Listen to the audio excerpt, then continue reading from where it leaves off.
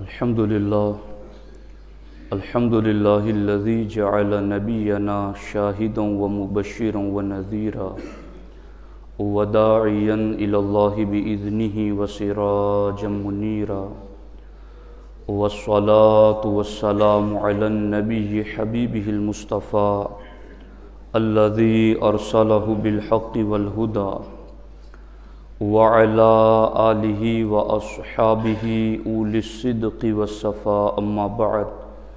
فأعوذ بالله من الشيطان الرجيم بسم الله الرحمن الرحيم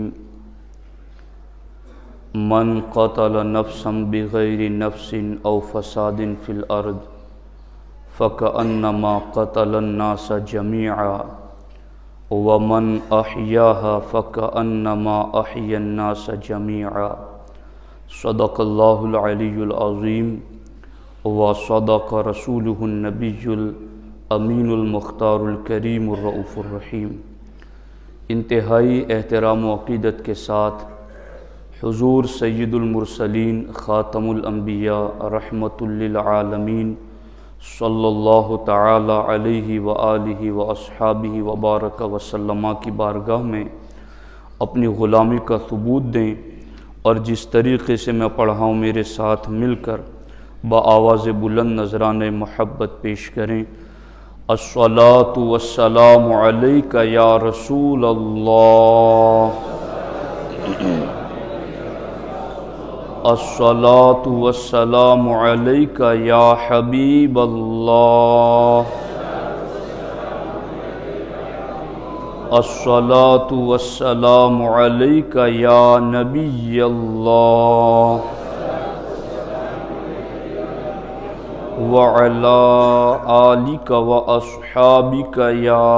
نور اللہ، صلی اللہ تعالی علیہ وسلم۔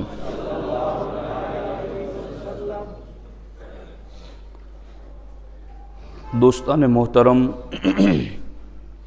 اسلام اور انسانیت کے حوالے سے ہماری گفتگو چل رہی ہیں۔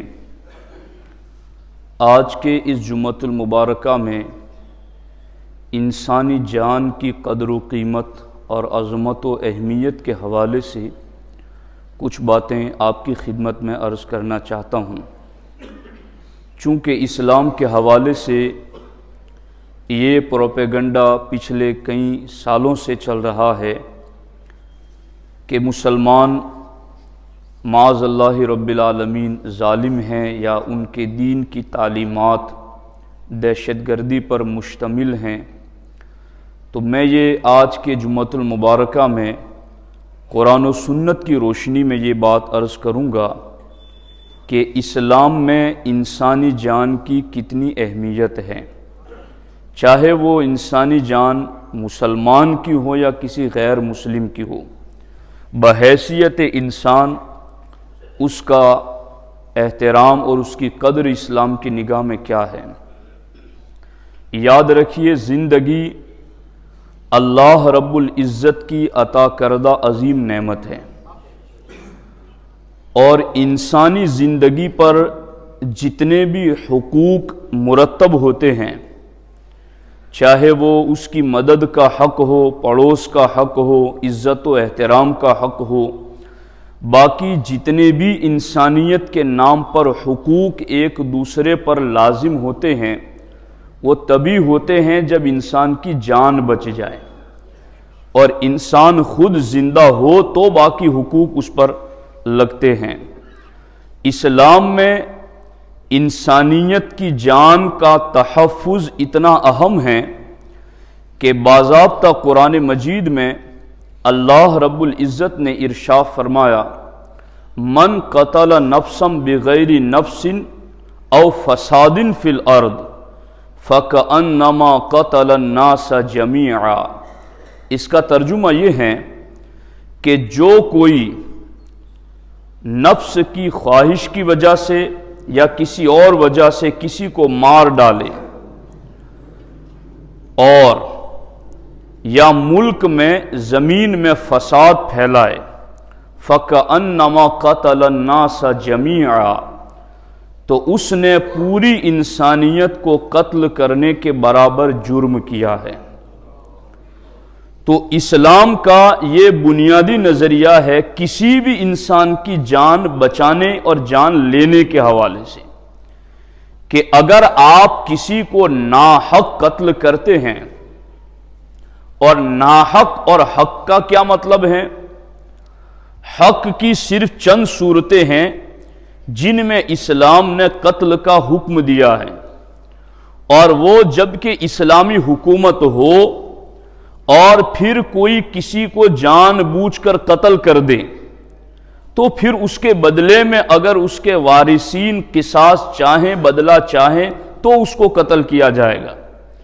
اگر کوئی کسی کو اسلامک حکومت میں جان بوجھ کر قتل کر دیتا ہے تو اس کے لیے بھی اسلام میں 3 صورتیں رکھی گئی ہیں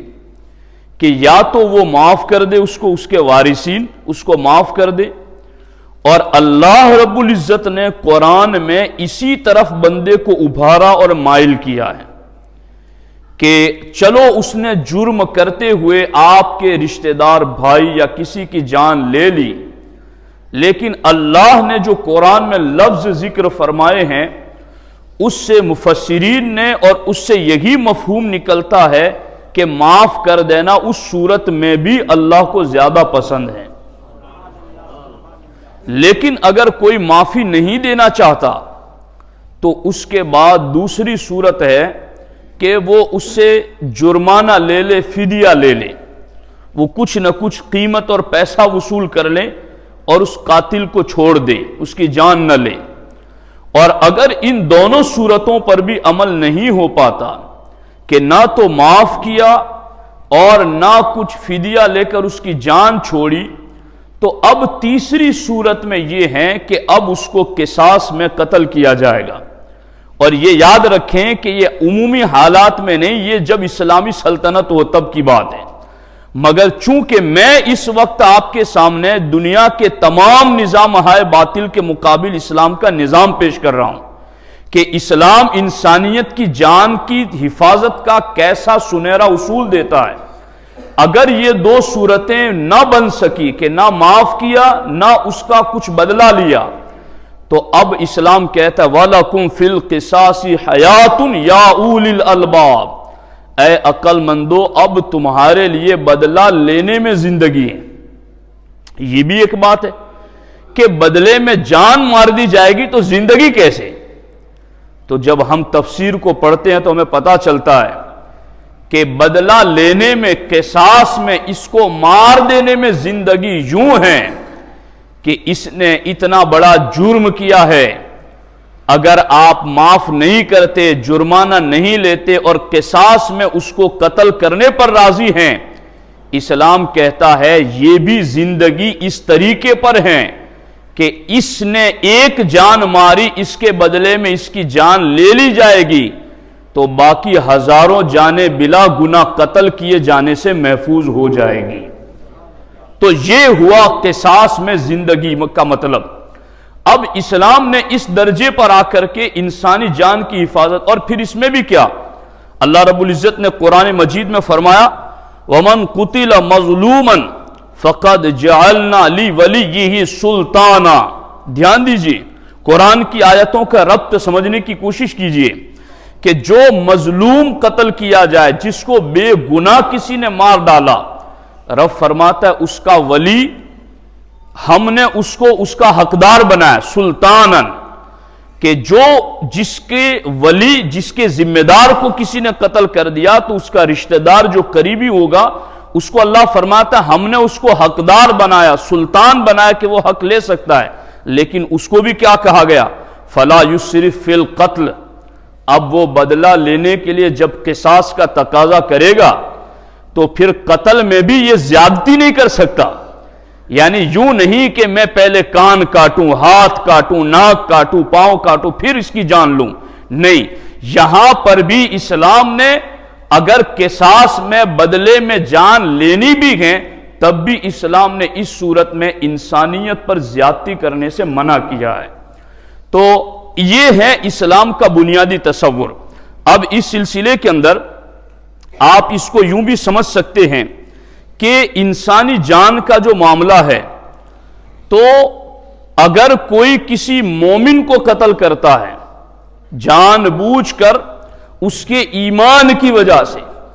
کہ یہ مومن ہے اس لیے میں اسے قتل کرتا ہوں، تو اللہ رب العزت فرماتا ہے ایسا قتل کرنے والا دائمی جہنمی ہے،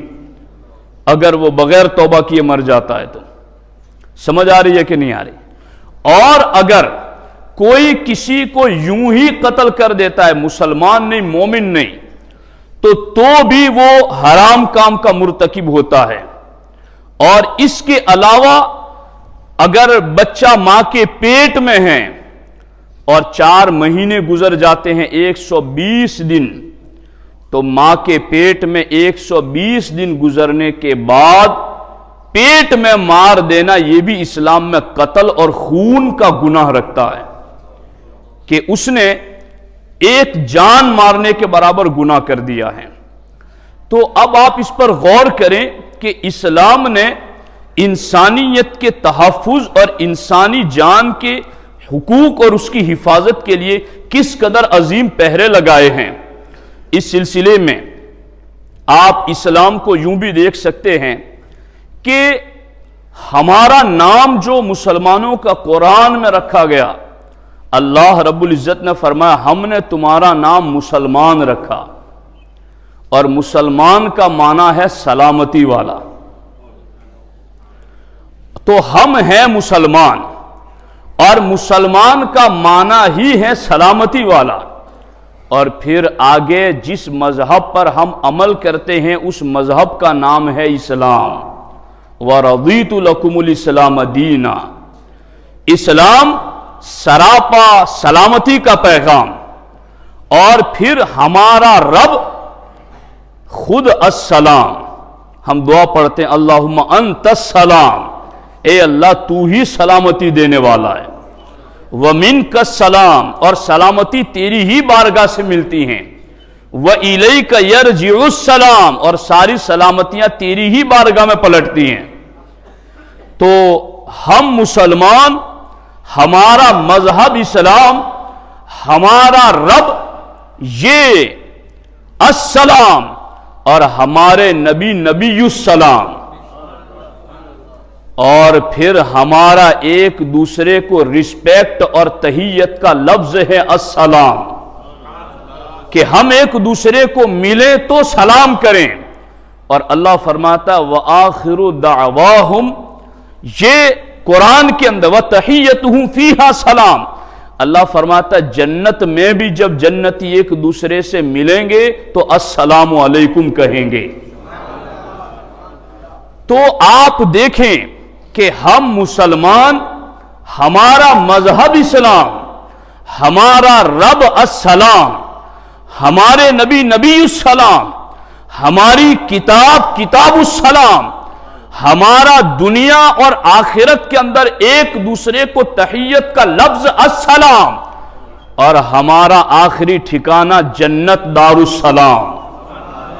جس کے ارد گرد سلامتی کے اتنے حصار رب نے قائم کر دیے ہو، بھلا وہ ظلم کرنے والا مذہب کیسے ہو سکتا ہے؟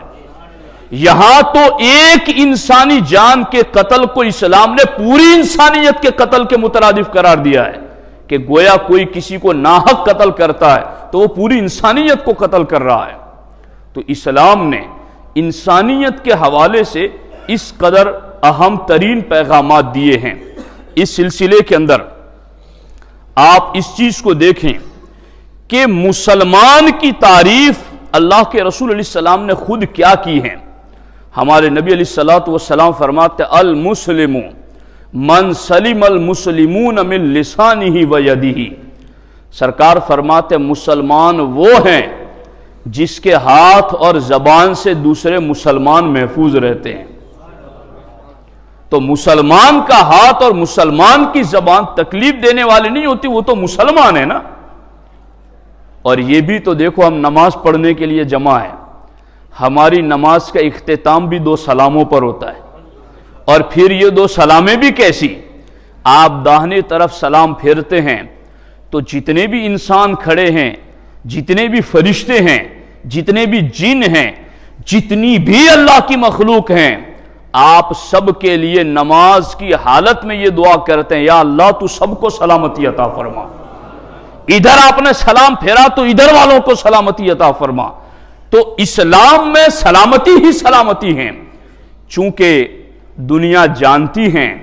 کہ یہ سراپا سلامتی کا مذہب ہے، اس کے خلاف پروپیگنڈا کرو ورنہ لوگ اسی اسلام میں پناہ لیں گے۔ چونکہ اسلام فطری مذہب ہے، اسلام فطرت کے عین تقاضوں کے مطابق رب نے کا بھیجا ہوا مذہب ہے، تو فطرت جہاں پکارتی ہے اسلام کا قانون وہی ہوتا ہے۔ یعنی ایک انسان کو اگر آپ کسی ایسی جگہ رکھ دے جہاں کوئی پڑھنے پڑھانے والا نہ ہو، بس وہ اکیلا ہی رہیں اور یوں بس اس پر حالات اور ماحول کا کوئی اثر نہ ہو، تو ہمارے علماء کہتے ہیں جس فطرت پر وہ چلے گا وہ فطرت اسلام ہوگی۔ چونکہ انسان کی طبیعت کا خالق اللہ ہے اور اسی اللہ نے اسلام بھیجا ہے، تو یہ ماحولیات کا اثر ہے۔ یہی تو سرکار دو عالم صلی اللہ علیہ وسلم نے فرمایا تو کل مولود یولد علی الفطرت، کہ ہر پیدا ہونے والا فطرت پر پیدا ہوتا ہے۔ بعض یہودی نصرانی یا عیسائی بنا دیتے ہیں، سرکار فرماتے میرے صحابہ کیا کبھی کوئی جانور پیدا ہوتا ہے تو کان کٹا ہوا پیدا ہوتا ہے؟ کبھی کوئی دم کٹا ہوا پیدا ہوتا ہے؟ سرکار سے صحابہ عرض کرتا ہے نہیں حضور، کوئی کان کٹا تو پیدا نہیں ہوتا۔ کا پیدا ہونے کے بعد جس طرح لوگ کان کاٹ دیتے ہیں، اسی طریقے سے انسانی اولاد پیدا ہونے کے بعد ماں باپ کے زیر سایہ اثرات غلط روش پر چل پڑتے ہیں۔ اگر وہ اس طرح کا اثر ان کو نہ ملے اور ان کا دل اسی پاکیزہ فطرت پر رہے تو وہ فطرت انہیں جس چیز کی طرف لائے گی اسی کو مذہب اسلام کہتے ہیں۔ تو اس لیے اس چیز کو یاد رکھیں اور اس کو سمجھنے کی کوشش کریں۔ اب اس سلسلے کے اندر جو خاص بات ہے، اب میں وہ بات شروع کر رہا ہوں اور وقت پھر ختم ہونے کی طرف آ جاتا ہے۔ وہ بات یہ ہے کہ ایک ہے انسانی جان کو ختم کرنے کا جو ایک لوگوں میں معاملہ چل رہا ہے، خودکشی کرنا، آتما ہتیا کرنا۔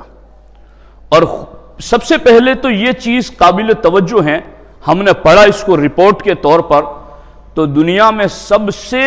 کم خودکشی اگر کسی قوم میں ہوتی ہے تو وہ مسلم قوم میں۔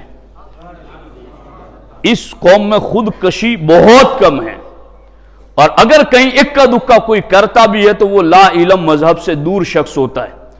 چونکہ اسلام نے جو طریقے دیے ہیں وہ کمال کے ہیں۔ میرے آقا فرماتے ہیں میری امت میں کسی کو رب نعمتیں دیں اور شکر کرے تو بھی اس کا بھلا ہے، رب نہ دیں صبر کرے تو بھی اس کا بھلا ہے۔ یہاں تو دونوں حالتوں کے اندر، اور صبر کے جو فضائل بیان کیے گئے وہ تو اتنے زیادہ ہیں کہ ہمارے آقا علیہ السلام فرماتے ہیں کہ قیامت کے دن دنیا میں مصیبتیں جن پر آئی اور وہ ڈگمگائے نہیں، اسلام پر، ایمان پر، عمل پر قائم رہیں، مصیبتیں جھیلتے رہیں، کبھی رب کے خلاف شکوہ نہ کیا، کبھی زبان سے کوئی غلط لفظ نہ نکالا، مرضی مولا از ہما اولا کی تسبیح پڑھتا رہا، تو پھر اس کا معاملہ یوں ہوگا کہ جب ان کو اجر و ثواب دیا جانے لگے گا پہاڑوں کی شکل میں، تو جنہیں دنیا میں کوئی مصیبت نہیں پہنچی ہوگی وہ کہیں گے کاش دنیا میں ہمارے چمڑے کینچیوں سے کاٹ دیے جاتے اور ہم صبر کرتے تو ہمیں بھی یہ اجر و ثواب مل جاتا۔ یعنی یہ خودکشی کے اسباب کون سے؟ لوگ بندہ کیوں مجبور ہوتا ہے آتما ہتیا کرنے پر، خودکشی کرنے پر، اپنے آپ کو ہلاک کرنے پر؟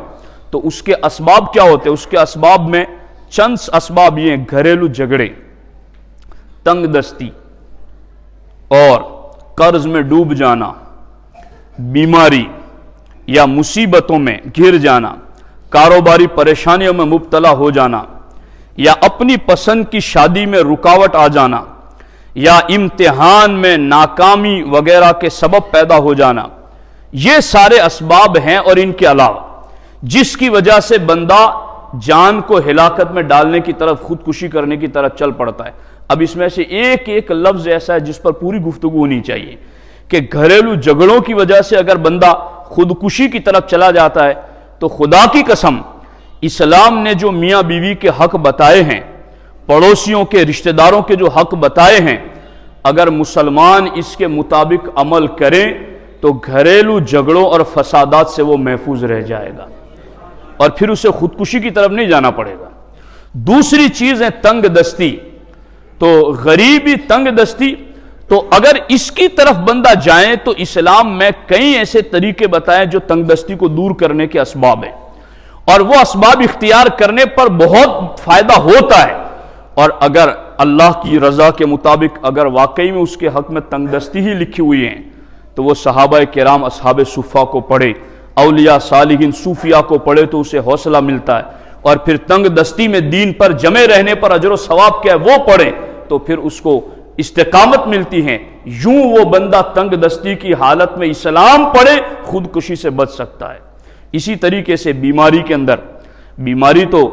یوں دیکھا جائے تو ایسی بات ہے، سرکار تو فرماتے جب بیمار کو دیکھو تو دیکھتے ہی کہو لا باس لک طہور انشاءاللہ تعالی۔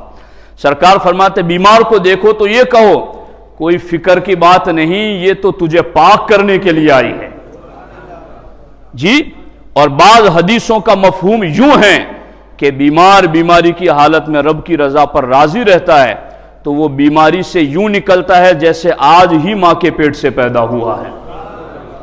تو اگر بیماری کی وجہ سے کوئی خودکشی کرتا ہے تو اسلام کو پڑھے کہ بیماری کے عالم میں کیا احکامات ہیں، وہ کبھی خودکشی کی طرف نہیں جائے گا۔ اگر وہ کاروباری پریشانیوں کی وجہ سے جاتا ہے تو اس پر بھی میں نے کچھ باتیں تو عرض کر دی ہے پہلے کے اجتماعات میں، جمعہ میں بھی۔